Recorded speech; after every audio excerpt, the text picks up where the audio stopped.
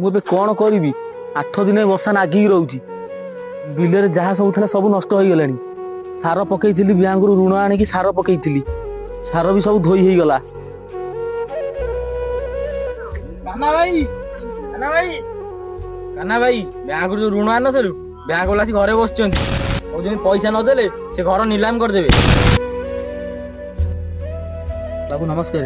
नमस्कार पचर कह आगे मो पैसा फेरा बैंक तो नेला तो नहीं जाऊँ पैसा देला दे पारनु आज मो पैसा मत फेरा।